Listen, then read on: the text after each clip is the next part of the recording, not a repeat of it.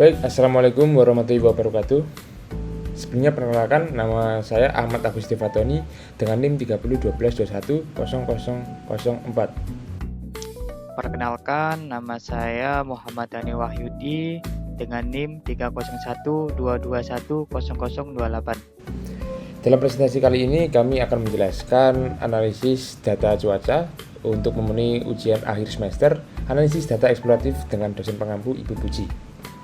Baik, yang akan kami bahas dalam PPT kali ini adalah pre-processing data, visualisasi data, analisis data, dan juga error, lalu kesimpulan.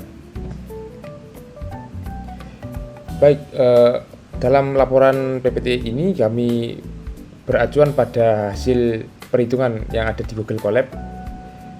Jadi yang pertama kami akan mengimpor data dari data cuaca yang sudah kami import ke dalam repository GitHub untuk memudahkan runtime decision agar kami tidak perlu upload secara berulang kali di Google Drive seperti itu. Jadi setelah kami upload atau import data,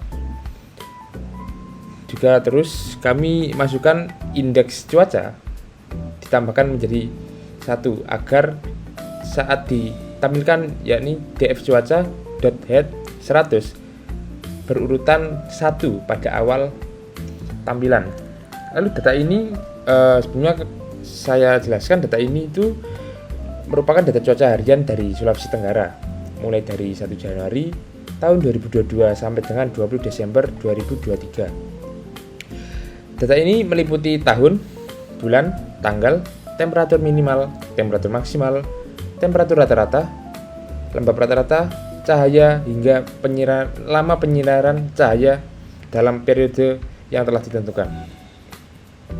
Selanjutnya pre-processing data yang telah kami kumpulkan.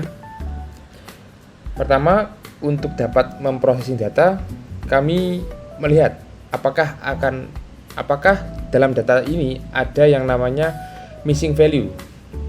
Dalam code di Colab kami jabarkan df underscore cuaca, variabel yang kami miliki, .isNull.sum.sort value ascending false untuk dapat mengurutkan value yang kosong dari atas, yakni yang terbesar ke terkecil. Dari codingan di atas kita dapat melihat jumlah data yang hilang dan ini hasilnya. Temperatur maksimal ada 4, temperatur rata-rata ada 3, dan seterusnya. Lalu untuk dapat mengetahui di indeks mana nilai-nilai yang missing atau yang hilang, kami merubah code menjadi def cuaca dengan indeks def cuaca.isNull, lalu ditambahkan any axis sama dengan 1. Juga lalu di print total 2, yakni variabel yang telah kami tetapkan. Diketahui bahwa adanya missing value di indeks yang telah ditampilkan pada layar ini. Kemudian untuk dapat mengetahui indeks yang hilang, lebih tepatnya di indeks mana sih? Seperti itu. Kami mengubah code seperti ini, dari any axis ditambahkan jadi .index. Lalu langsung tertampilkan di mana missing value yang ditetapkan pada data ini. Setelah kami menemukannya, kami mencoba interpolasi atau istilahnya filling data dengan interpolasi, yang mana agar dapat diolah nanti data ini kepada visualisasi, pre-processing yang nantinya akan dihitung pada uji hipotesis. Jadi kami menetapkan code ini def underscore cuaca.interpolate dalam kurung metode secara linear. Lalu di print sudah ditampilkan interpolasi atau hasil dari interpolasi missing value yang telah di-run ini. Setelah itu pre-processing untuk dapat mengisi interpolasi sudah kami lakukan. Selanjutnya kami akan menghitung yang namanya rata-rata, median, modus, lalu standar deviasi, variance, juga bisa kemiringan, kurtosis, dan juga nilai outlier. Seperti ini yang telah kami lakukan pada perhitungan setelah terjadinya interpolasi.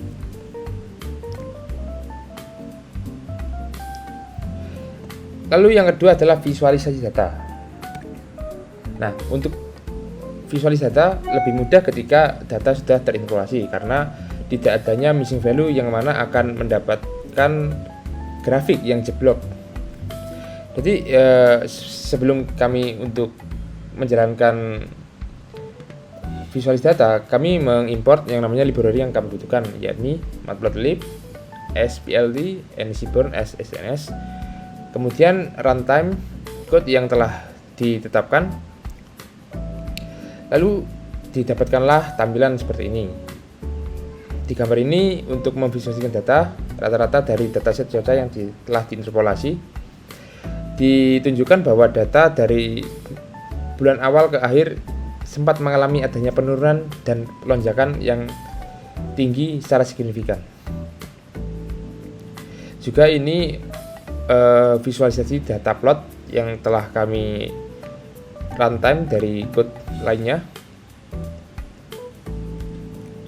Kemudian ini adalah variasi plot dari variabel cuaca yang telah diinterpolasi. Ini juga dari plot cuaca temperatur rata dalam bentuk yang lain. Lalu ini juga scatter plot dari temperatur rata-rata dari tiap tanggal ke depan. Ini dari gambar ini dapat disimpulkan bahwa adanya variasi dari temperatur rata-rata dari tiap harinya. Lalu yang ketiga adalah analisis data. Dari analisis data kami mengambil hipotesis yang mana persoalan yakni seorang peneliti cuaca yang ingin mengetahui apakah rata-rata suhu harian di suatu kota berbeda dari 27 derajat Celcius.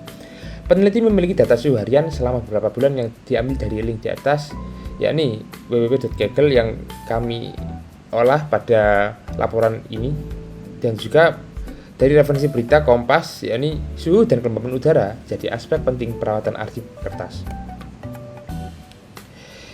Pada uji hipotesis ini kami langsung memberikan code untuk dapat dijalankan, yakni temperatur data sama dengan df cuaca interpolate, yakni mengambil kolom dari variabel tersebut agar dapat diambil dan dihitung nantinya.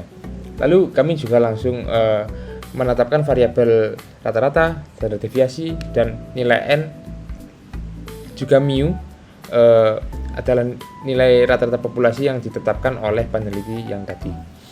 Lalu menghitung nilai z, hitung z statistik dalam rumus min sampel dikurangi mu per standar deviasi dibagi n akar. Lalu sebelumnya kami juga menerapkan nilai alpha yang mana sudah kami temukan dalam jurnal penelitian cuaca. Jika z critical stats from ppf seperti ada di kode, lalu langsung ke keputusan uji, yakni z statistik jika lebih besar dari z critical, print keputusan tolak H0 yang artinya rata-rata suhu harian berbeda dari 27 derajat Celcius. Namun jika tidak memenuhi kondisi yang di atas, print keputusan gagal menolak H0 dengan arti tidak ada bukti cukup bahwa rata-rata suhu harian berbeda dari 27 derajat Celcius. Lalu didapatkan dari hasil uji hipotesis yang tadi, didapatkan bahwa hasil uji hipotesis yakni Z kritis sebanyak 1,9 yang akan ditetapkan untuk mendasari apakah ini tolak atau menerima H0. Lalu Z yang telah dihitung yakni 3,85 sekian, yang mana itu lebih besar daripada Z kritis. Jadi keputusan atau hasil dari penelitian pada data ini yakni tolak H0 karena rata-rata suhu harian berbeda dari 27 derajat Celcius. Baik, itu dari 3 materi yang telah disampaikan. Selanjutnya nomor 4 akan dilanjutkan oleh Dani Wahyudi. Langsung saja kita ke nomor 4, yaitu error. Jadi di sini kita mau menghitung nilai error. Nah, di sini kita sudah mencari menghitung nilai error dengan codingan Python, dan hasil dari codingan tersebut kita mendapatkan error dari temperatur rata-rata yakni 0,054 sekian. Baik, langsung saja kita ke yang nomor 5, kesimpulan. Jadi di sini dari yang kita bahas di atas, kita mengerti apa itu pre-processing data, visualisasi data, analisis data, dan juga kita dapat menghitung dengan codingan Python tanpa menghitung manual. Sekian presentasi dari kami, saya akhiri. Wassalamualaikum warahmatullahi wabarakatuh.